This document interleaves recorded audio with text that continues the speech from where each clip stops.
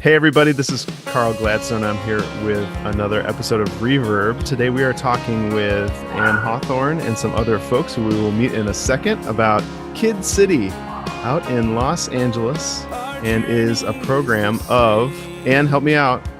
The Los Angeles United Methodist Urban Foundation and First United Methodist Church of Los Angeles. Perfect. Well, we are excited about all the kinds of programs that gather youth, young people, our local churches, and communities in good efforts together. And we just wanted to hear a little bit more about what was going on with Kid City. And would you introduce us to our guests? Sure, I would love to. I have right here in the middle is Alma Sanchez. Alma was our very first person to graduate from college. She graduated from UC Berkeley about a year ago. And so I'm really happy to have her here to talk to you. Right. And here in the blue, we have Ricardo Alcantara. I've known Ricardo also for a few years now, and he helps us out a lot. Every time I need good volunteers, I call these two. Great. Well, tell us a little bit about what Kid City is in its kind of day-to-day, and then maybe a little bit, Alma and Ricardo, about how you particularly got engaged with this program. Yeah, so I'll start out by just saying that we started Kid City about 7 years ago in response to a need of 5 kids in the church who needed an after-school program.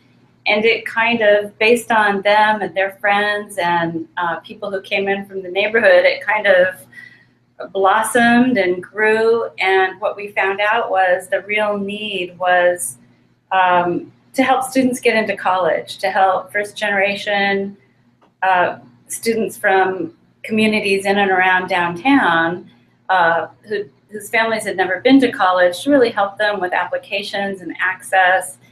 And the first student, who was a church member, got into Cal State Northridge. The next year, there were 4 more.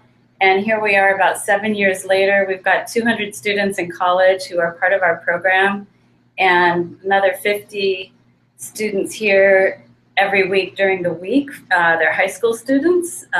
It's college application season right now. So the upstairs, we're right now in the downstairs. We're kind of in the Zen zone down here because it's quiet. It's where we have our music programs.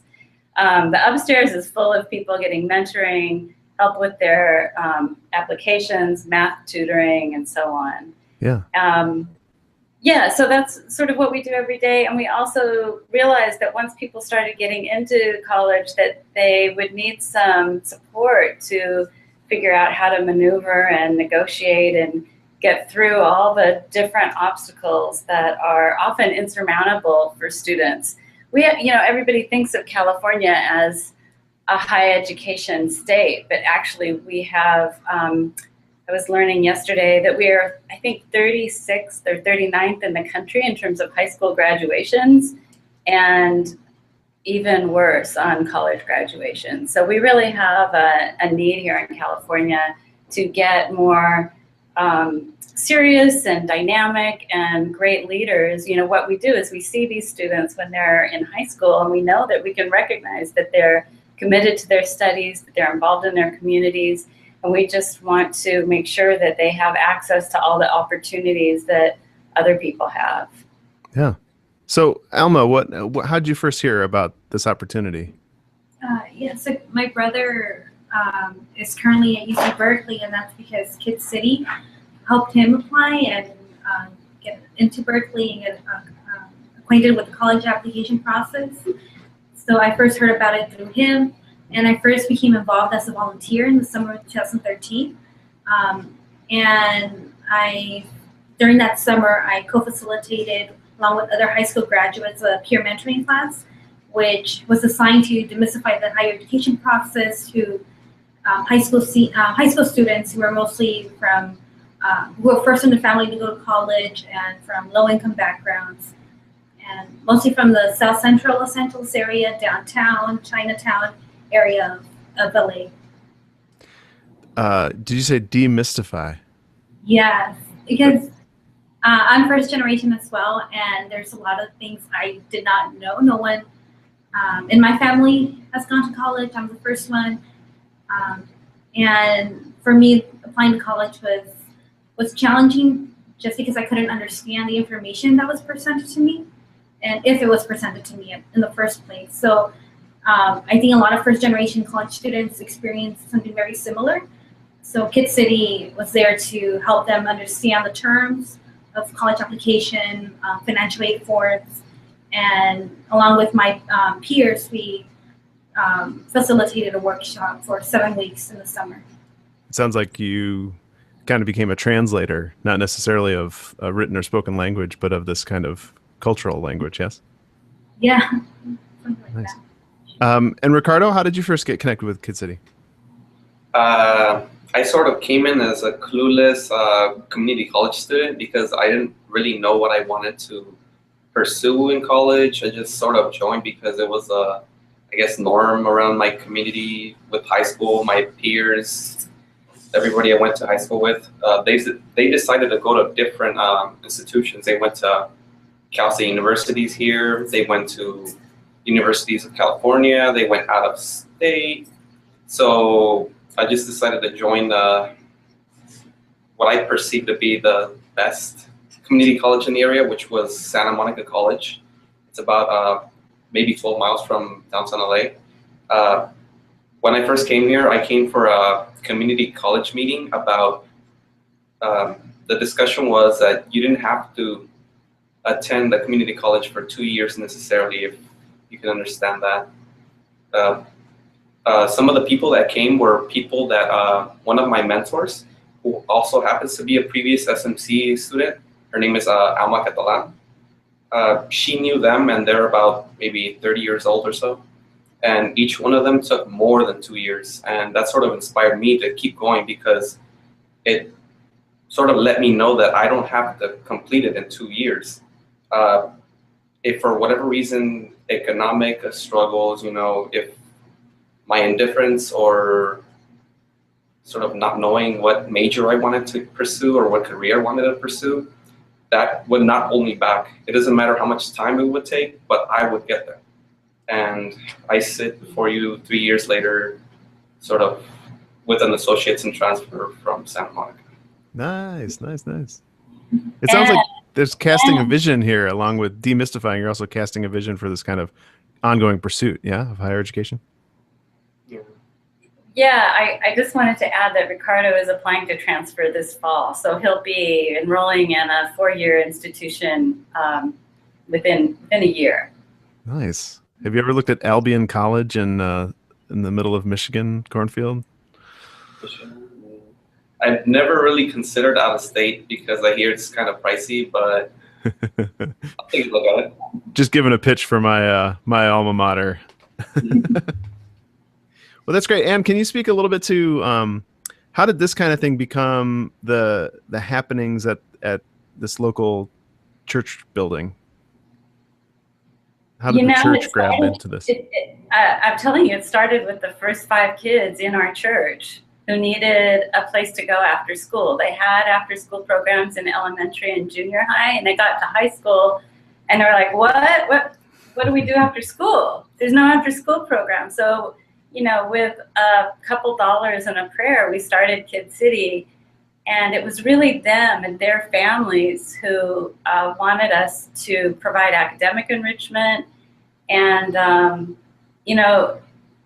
it was just really, to make a long story short, it was in response to a community need. And what we have found out since, as we've become really quite expert in the field of college access and college success, is that there are thousands and thousands of students who have all the grades and requirements necessary to enter a 4-year college or to go to a community college and transfer, but they get lost along the way. And our state and our country really needs exactly these kind of people. They're very family oriented. They're very serious about studying despite all the obstacles that are thrown in their way.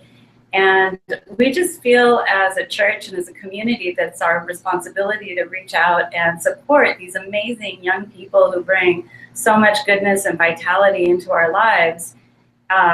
They give back so much just by their very presence. So it's really the least we can do to help. We talk a lot about educational equity here. And what are all the ways that people with money have support and access that other people don't? So what we try to do here at Kid City is, well, we can't equalize everything, but we can try to give everybody a fair chance. Sure. Now, the Methodist Church has two historic, things that they've done with higher education that seem to come to mind. It'd be interesting to get y'all's reflection about it. On the one hand, we were a church that just went out and tried to help people learn to read and write in the early days of the Methodist movement, that Christian education was kind of helping people learn to read. And they happened to use the Bible, to do it. So this kind of dedication to the learning piece, the academic piece.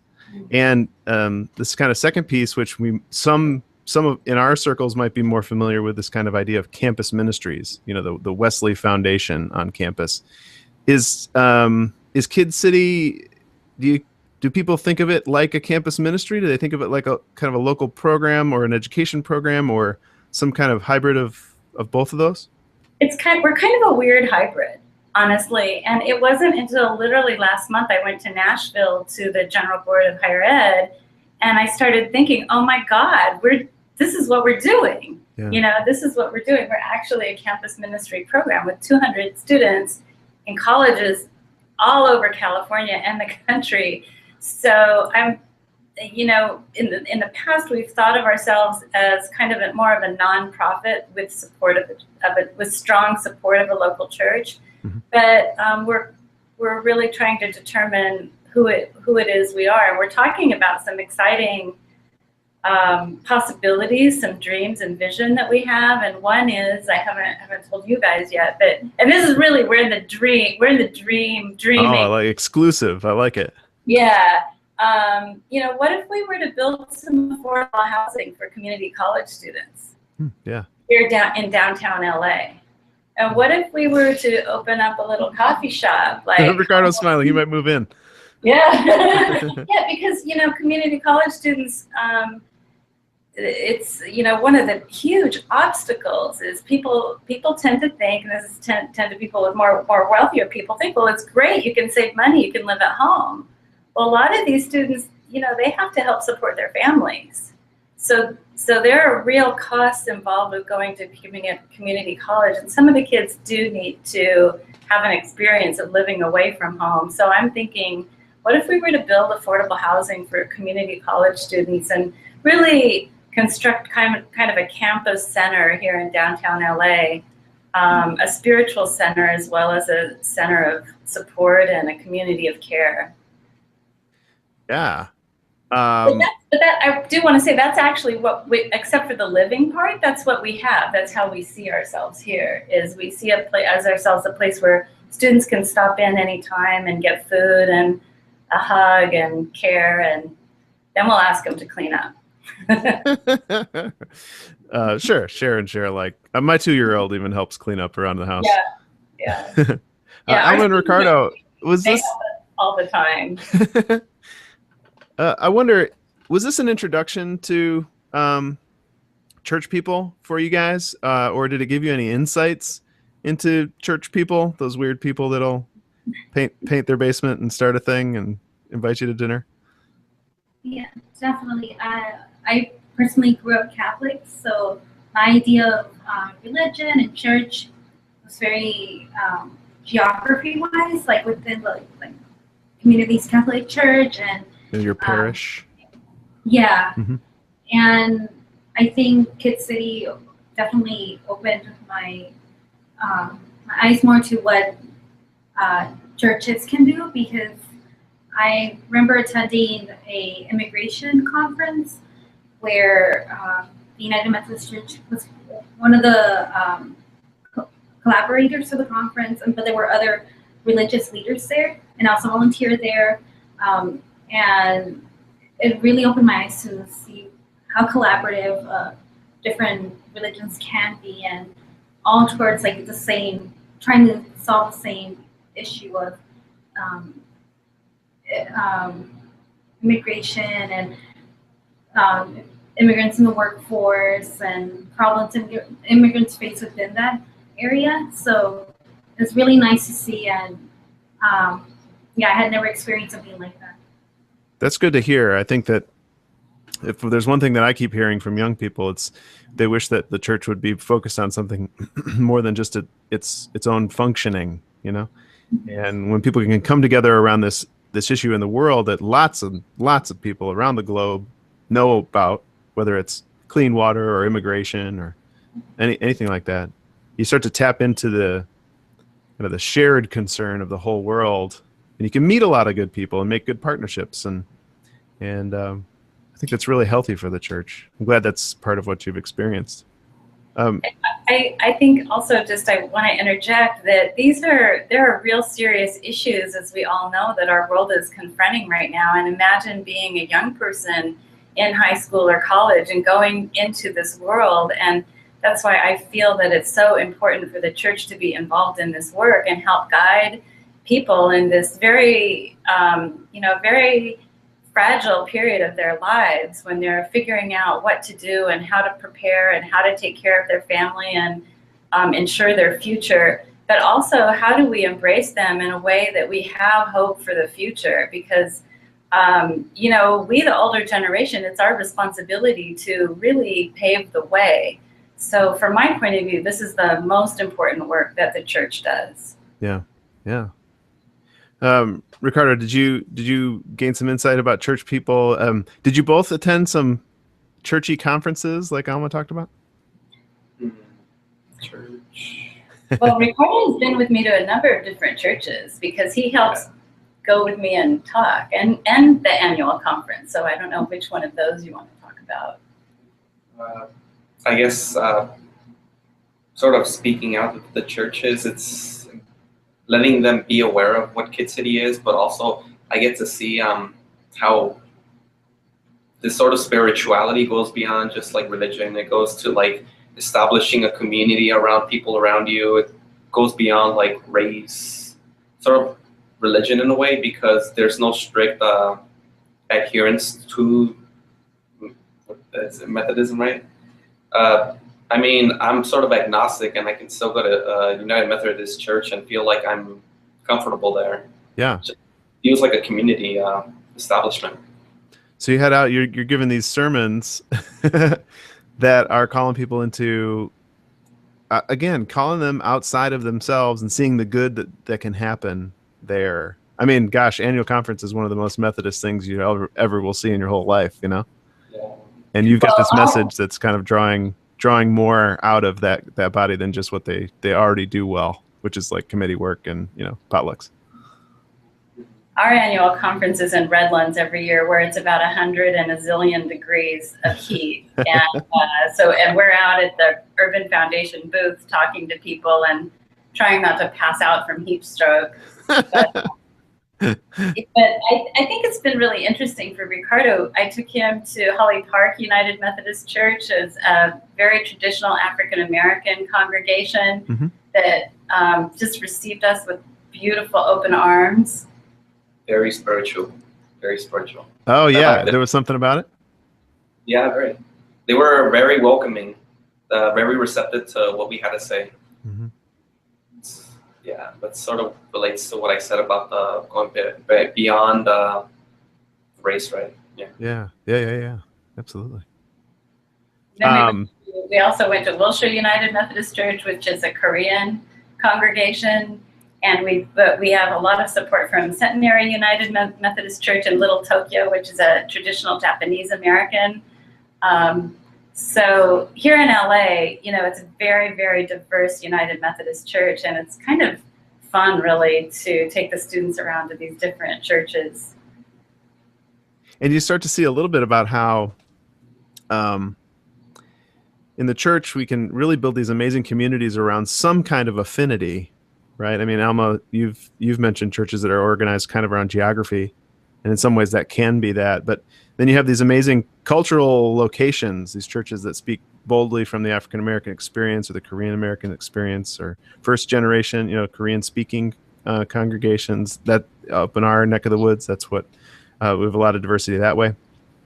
And there's something kind of honorable about making sure that people have a place to speak that kind of cultural language authentically. I think it's in the connection points that we make. In the Methodist world, we do that kind of systematically. We have these conferences and we all come together and we make decisions and we pray for each other and that kind of thing. But there's also these other meeting grounds out there in the academic world, right? Supporting each other through the pursuit of higher education. Missional projects that are happening in the world, awareness and consciousness raising. We were just down in Dallas and doing some thought about how young United Methodists might respond to ongoing violence as it relates particularly to African American young men and the police, right? And trying to really think about how we can all get together in that space and think and pray through that. Yeah, it's very, very important. And our colleagues at Holman United Methodist Church and others are quite active in that Black Lives Matter. And there's just not time in the day to involve everyone here, but we do try to whenever we possibly can. So I'll ask all three of you, and Anne, I hope that you will, that you're thinking along these lines even now, but in the future, when academic pursuits are completed and there's this kind of next era of your life, what is it that you're feeling that this experience is kind of drawing you towards? That you maybe in surprising ways that you didn't think you would be heading previously? That's a good question. That's a question for these two, I think. You get to answer it third, though. Okay. I mean, in the long term, my career goals in the long term are to become a director on a campus multicultural center or academic counseling center. I'm actually applying to master programs at the moment throughout the East Coast, within LA. But I think Kid City has helped me develop as a leader. As I previously said, I started as a volunteer and now I'm a program assistant at Kid City, and it's definitely given me the space to grow and challenge myself as a leader. And yeah, I've learned a lot, and I always consider Kid City as my second home, and I still do even once I graduated from college. So I'm always willing and looking for ways to give back to Kid City. They've done a lot for me already. I know a small Methodist-related school named Albion College that was recently in the hiring process for a multicultural affairs director. Oh, yeah! Look at that! Right? We got it right here. Albion Ricardo, how about you? What are you feeling that you're feeling called toward, kind of through this whole Kid City and school process? I mean, what is the term you called it? Educational equity. Yeah, educational equity. Mm-hmm. I really, really believe that education should be a sort of universal, pursuit, not just for people in for K through 12, maybe community college, just higher ed, that they can learn throughout their life and be perceptive to new things. Because I mean, the way I look at it is that everybody else knows something that you don't. So you can't just discredit somebody just because they're in a certain career path or a certain job or a certain trade. You sort of have to be perceptive to other people's experiences. Maybe they can teach you something you might want to know or might need to know later on. So with education, I feel like I want to pursue a career in maybe being a high school teacher. Sure. Yeah. And be professor later on also. Nice. It's interesting that we live in a time where you can get on iTunes U or TED Talk videos or Khan Academy and have this amazing kind of educational experience without really even having to get dressed in the morning if you want. And I wonder if that's continuing to open up that possibility for people. And Ricardo, folks like you in the middle of people's lives saying, hey, take advantage here of these opportunities, and you can really go places. Definitely. Well, and maybe the way to ask you a similar question, as you've experienced Kid City and the other programs that you work on there through the foundation, what kind of new places are you feeling called to, even beyond what you're doing now? Well, I love Kid City. It's in my heart and soul. The kids have just been such a blessing in my life. And so we want to keep it going, but we really want to share this kind of work with other churches and other community organizations. And really, my vision is an intergenerational vision of how can we bring in retired people of means to, how can we always cross these sort of artificial boundaries that we put ourselves in regards to race and income level and area of the city where you live. How can we garner our resources as an older generation to really support young people? I think that there's tremendous opportunity in the United Methodist Church because of our connectional nature and because of what you talked about, the Wesleyan traditions of education. And that really aligns right now with the big movement in this country to a need for education. So there is a big movement in this country to expand access to college and ensure that those who get into college actually finish, and furthermore, that they graduate. And I think in a way, colleges are it's what we can measure: how many get into college, how many graduate, etc. But really, what we're going for is a deeper cut. We're really going for how do we inculcate in people a care for their community and an understanding to come back to the community and lift each other up? How do we recognize all the many resources and assets in our communities? And I know from working in the communities we work with here at Kid City that there's tremendous assets and resources that sometimes go unrecognized and untapped. It's just to me, it's a crime when you have students who have done well all through school, all through high school. They graduate from high school, they've been accepted into college, and then because they can't afford a $100 housing deposit or a $200 airfare out to Yale, that they are unable to go to college. To me, it's our responsibility. And what I would love to see, and what we are constantly trying to bring in, is more of a pastoral presence here. It's a stressful time. This has been a long, hot summer with the election and the shootings and the climate change, and it's a really stressful time. So I think that there is really a place for the church, and that we this year we are at First Church without a pastor, and what has happened in that is I've recognized how important it is for us to have a pastor. We really need a pastor here, because there's more that goes on. So we talk about education and college, but what we're really talking about is something deeper, and to me, very spiritual. And to me, education is very spiritual. So I don't know if that rambling answer helps, but I really would like to see the church step forward and fully support campus ministry, fully support college students, and for every single church to somehow be involved with the young people in their community. That sounds like a grand vision. I'm glad that you guys are casting it and living it out.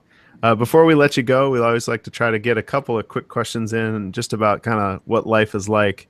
So just off of the top of your head, you guys ready to go? Yep. Okay, 3 or 4. Okay. Number 1, what's the takeout food or restaurant that you have to have on a real long late night study session? Food.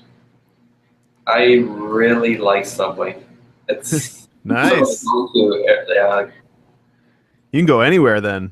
They're everywhere, right? yeah. We have quite a few 24-hour ones around here in downtown LA. So For that 3 a.m. sandwich pretty. artist made sandwich. Alma, you got one? Yeah, well, I'm thinking back when I was in school, and my favorite late night food was Top Dog, which was the local restaurant in Berkeley, and they served hot dogs, and my favorite was the apple chicken sausage. Oh, I'm gonna come visit. Definitely. What's one thing that people assume about the Los Angeles area that they get wrong? That nobody takes public transit. Oh, there's public transit. Because Yeah. we're all on it. Yeah. We're all on it. We all take the train, and Ricardo's a big bicycle rider. Oh yeah, that's great to know. My 2-year-old, he'd love it. He loves trains and trolleys and everything. So awesome. Up here in Detroit, I work with a Motor City Wesley Foundation, which is the Methodist campus ministry here in town, and we do micro grants for student projects. So, question for you guys is: if somebody handed you $100 bill and said you have to use this for a conspiracy of goodness, what might you do with it? I have a ready answer, but I'd like to hear yours. Well, we're talking right now. I'm co-teaching a college prep class with about 30 students each week. And we would really love to take them out for a self-care day because they're very stressed out already. Nice. So I would go for them for an ice cream or boba nearby, go see a movie just to relax and not think about college apps for an hour or two. Just take a break. I love it. Ricardo, get one? I would probably buy them a nice meal. Yeah. Like one big nice meal for the whole entire group. Have a moment, right? You can see that food is very important. We Yeah. don't do anything without food here. And one of the great things about Kid City is the food, because we have parents. We first of all, I want to make it clear that we don't charge at all. We do have a small registration fee, but it is very optional. Mhm. And instead what we do is we ask families to donate. So we have the best enchiladas. We have the best tacos. We have really good food. Oh, then I'm definitely coming to visit. I mean, we Yeah, live in you Southwest Detroit, which has some pretty good tamales and things, and even a pupuseria. But it sounds like I need to come and visit. Well, that's when it's funny that they said Subway and hot dogs, because what I hear from students who go away to college is, "Oh my God, I need a taco!" Because we have the best tacos in LA. Well, friends, thanks so much. Thanks for telling us a little bit about the story of Kid City, and we'll be thinking and praying for you in all of your upcoming adventures in life and missional endeavors. And thanks so much for introducing us. And is there any place that people can go to find out more about what's going on with Kid City, other programs, and support what you're doing? Yeah, absolutely. Thank you for asking. So our website is urbanfoundation.org, and Kid City is urbanfoundation.org/KidCity. But I invite you there. We also have a Kid City Hope Place Facebook page, and that's where you can see all our very current events and current happenings. And we have an Urban Foundation page too that has all our programs. And I'd also just like to say, if anybody likes our vision and what we're doing here, we do accept donations, and we could use support. We're probably one of the smallest budget college access programs probably in the country, but one of the best. I really believe that what we're doing here is fantastic, and so if anybody wants to support us, we are open to gracefully receive. If you find yourself putting some tacos in a freeze-dried container, maybe just write a check. Yeah. I'll mail it to them. Well, thanks again for chatting tonight, and blessings in everything you're doing. Thank you so much, Carl. Thank you.